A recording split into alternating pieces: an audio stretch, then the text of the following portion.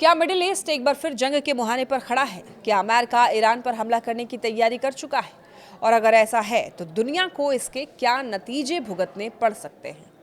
नमस्कार, मेरा नाम है लक्ष्मी। देखिए, ये सवाल इसलिए उठ रहे हैं क्योंकि ईरान में विरोध प्रदर्शनों के थमने के बावजूद अमेरिका की सैन्य हलचल अचानक तेज हो गई है। फाइटर जेट्स की तैनाती, एयरक्राफ्ट कैरियर की मूवमेंट और मिसाइल सिस्टम की सक्रियता ने वैश्विक राजनीति में नई बेचैनी पैदा कर दी है। ईरान में करीब 20 दिनों तक चले विरोध प्रदर्शनों के दौरान कुछ ऐसे पल आए जब हालात ऐसे लग रहे थे मानो जंग बस कुछ ही घंटों की दूरी पर हो।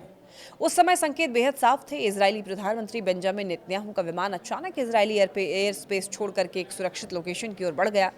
कतर में मौजूद अमेरिकी एयरबेस से सैनिकों की वापसी शुरू हो गई। फिर अचानक से डोनाल्ड ट्रंप के सुर बदले और हमला टलता हुआ दिखाई दिया। लेकिन सवाल आज भी बना हुआ है, क्या ये तनाव सच में खत्म हो गया है या फिर ये उस तूफान से पहले की खामोशी है जो कभी भी पूरे मिडिल ईस्ट को हिला सकती है।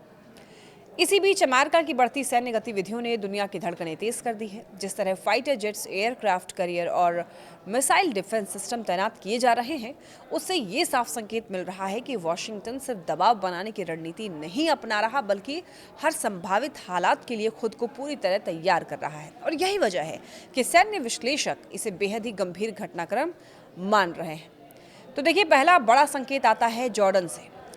डिफेंस सिक्योरिटी एशिया की रिपोर्ट के मुताबिक अमेरिका ने ब्रिटेन के RAF लेकिन हित से कम 12 F-15 फाइटर जेट्स और 4 KC-135 स्ट्रेंटो टैंकर जॉर्डन के मुआवक साल्टी एयरबेस पर तैनात किए हैं। अमेरिकी अधिकारी इसे भले ही रोटेशन बता रहे हैं, लेकिन सैन्य विशेषज्ञ इसे सामान्य तैनाती मानने को तैयार नहीं है। खास बात यह है कि यही एयरबेस पहले भी ईरानी मिसाइलों और ड्रोन हमलों को रोकने में इस्तेमाल हो चुका है। यहाँ से ईरान, सीरिया और इराक तक पहुंचना बेहद ही आसान और तेज है, जिससे साफ है कि अमेरिका ने जॉर्डन को बेहद सोच समझ कर चुना है। दूसरा जो अहम संकेत है वो समुद्र से आता है। अमेरिकी नौसेना का ताकतवर aircraft carrier USS Abraham Lincoln अपने स्ट्राइक ग्रुप के साथ साउथ चाइना सी से रवाना होकर मिडिल ईस्ट की ओर बढ़ रहा है।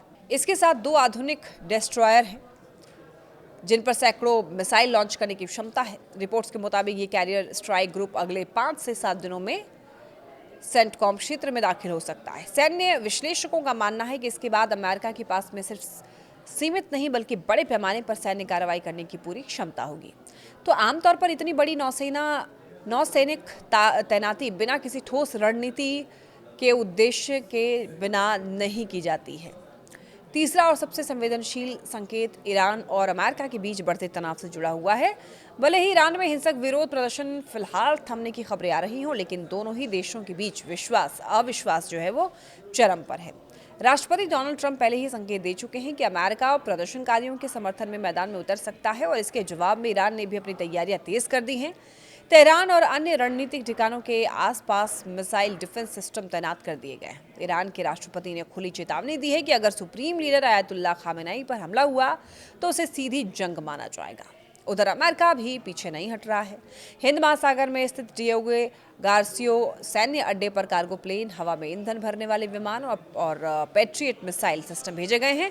इसी बेस की लंबी रनवे पर B-2 जैसे स्टील्थ बॉम्बर्स भी उतर सकते हैं, जो भूमिगत ठिकानों और कमांड सेंटर्स पर सटीक हमले करने में सक्षम माने जाते हैं। तो ये तैनाती जो है इस बात का संकेत है कि अमेरिका हर विकल्प खुला रखे हुए हैं। तो ऐसे में सवाल यही है कि क्या अमेरिका वाकई ईरान पर हमला करेगा या फिर ये पूरी सैन्य हलचल सिर्फ दबाव बनाने और बातचीत की मेज पर ईरान को झुकाने की रणनीति है।